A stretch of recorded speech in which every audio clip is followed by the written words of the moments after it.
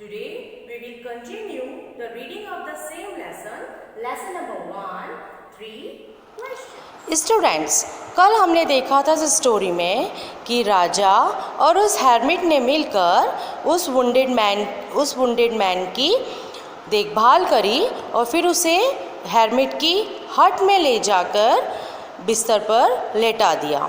राजा भी बहुत थक गया था चलकर और हार्ड वर्किंग करके, तो वो भी फ्लोर पर लेट गया और उसे नींद आ गई। इतना हमने कल पढ़ा था। When he awoke, जब वो जागता है, कौन? राजा। It was several minutes before he could remember.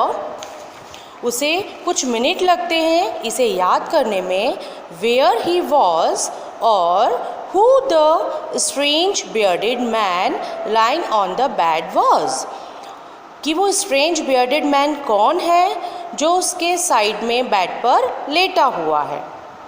Forgive me, said the bearded man in a weak voice. Week voice में जो bearded man होता है वो माफ़ी मांगता है। किससे? राजा से। When he saw that the king was awake, जब वो देखता है कि राजा उठ गया। I don't know you and have nothing to forgive you for. मैं तो तुम्हें जानता भी नहीं हूँ। कौन कहता है? राजा। said the king. और क्या कहता है? तो फिर माफ़ी की क्या बात, मैं माफ़ क्यों करूँ? You do not know me. तुम मुझे नहीं जानते। But I know you. मैं तुम्हें जानता हूँ। I am that enemy of yours. मैं उन शत्रुओं में से हूँ तुम्हारे। Who swore. Swore it means what? Swear, swore. कसम खाना और swore past tense. It means कसम खाई, जिसने कसम खाई थी। Revenge means बदला लेने की। On you, तुमसे। Because you put my brother to death. तुमने मेरे भाई को मार दिया। And seized my property. और मेरी पूरी प्रॉपर्टी को हड़प लिया। I knew you had gone alone to see that hermit. मुझे पता था कि तुम उस हेरमिट के पास अकेले गए हो। And I made up my mind to kill you on your way home. मैंने माइंड सेट कर लिया था कि जब तुम घर लौटोगे तो मैं तुम्हें मार दूंगा. बट द डे पास्ट, जैसे ही दिन पास हुआ, and you did not return, तुम नहीं लौटे. So I left my hiding place, मैं जहाँ छुपा हुआ था उस जगह से मैं बाहर आया. And I came upon your bodyguard, मैं कहाँ तक आ गया? तुम्हारे बॉडीगार्ड तक. हु रिकॉग्नाइज्ड मी, जिन्होंने मुझे पहचान लिया. एंड वुंडेड मी, मुझे घायल कर दिया. आई एस्केप्ड फ्रॉम हिम, मैं वहाँ से भाग निकला. But I should have died if you had not dress my wounds. अगर तुम मेरे घावों को ठीक नहीं करते, ड्रेसिंग नहीं करते, तो शायद मुझे मर जाना चाहिए था. I wished to kill you, मैंने तुम्हें मारना चाहा. And you have saved my life, तुमने तो मेरी जान को बचाया. Now if I live I will serve you as your most faithful servant. अगर मैं जीता हूँ तो मैं तुम्हारा सबसे फेथफुल सर्वेंट बनकर तुम्हारी सर्विस करूँगा. And I will order my sons to do the same. और मेरे बच्चों को, मेरे बेटों को भी यही कहूँगा कि तुम्हारी सर्विस करें. Forgive me, मुझे माफ़ कर दो. The king was very unhappy to have made peace with his enemy so easily. जो राजा था वो बहुत खुश हुआ to have made peace with his enemy, कि उसकी शत्रु जो था, उसका दुश्मन था, उसके साथ में उसकी मित्रता हो गई, शांति हो गई easily. And to have won him over as a friend, और उसने उसे कैसे जीत लिया? जैसे कोई उसका दोस्त है. He not only forgave him, उसने उसे सिर्फ माफ़ ही नहीं किया, but said he would send his servants and his own doctor to look after him.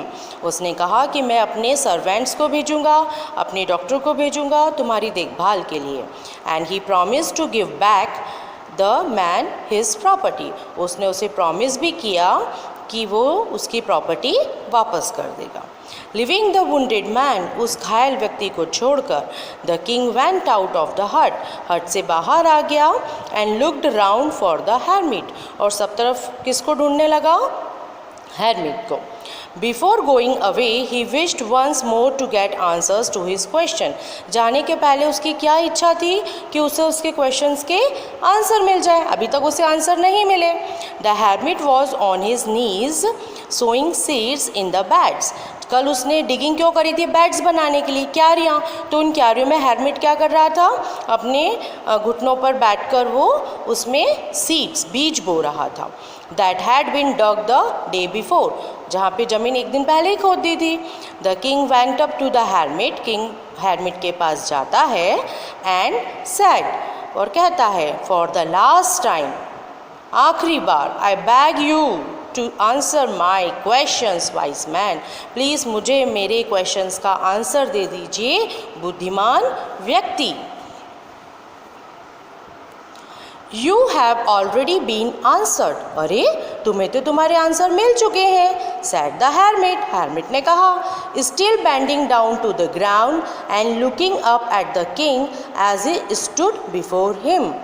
उसने किसको कहा? जो राजा खड़ा हुआ था उसके पास में, उसकी तरफ देखते हुए hermit ने कहा, how have I been answered, अरे मुझे कैसे आंसर मिल गए? वॉट डू यू मीन, तुम्हारा क्या मतलब है? डू यू नॉट सी, क्या तुम नहीं देखते? रिप्लाइड द hermit ने रिप्लाई किया, if you had not pitied my weakness yesterday, अगर तुम मेरी कमज़ोरी पर, मेरी वीकनेस पर दया नहीं करते, and had not dug these beds for me, वो बैड्स मेरे लिए नहीं खोदते, you would have gone away, तुम तो चले जाते। Then that man would have attacked you, वो आदमी तुम पर अटैक कर देता, and you would have wished you had stayed with me, तुमने क्या करा? तुमने विश करी मेरे साथ रहने की। So the most important time was when you were digging the beds, सबसे इम्पॉर्टेंट टाइम कौन सा था? जब तुम क्यारियाँ खोद रहे थे। And I was the most important man, और उस समय के लिए सबसे इम्पॉर्टेंट व्यक्ति कौन था? मैं तुम्हारे लिए उस समय सबसे इम्पॉर्टेंट था। And to do me good was your most important business, और उस समय जो तुम काम कर रहे थे वो सबसे इम्पॉर्टेंट बिजनेस था तुम्हारे लिए। Afterwards when the man ran to us, जब तुम्हारे पास वो व्यक्ति दौड़ कर आया, the most important time was when you were caring for him, सबसे इम्पॉर्टेंट टाइम कौन सा था? कि तुम उसकी केयर कर रहे थे।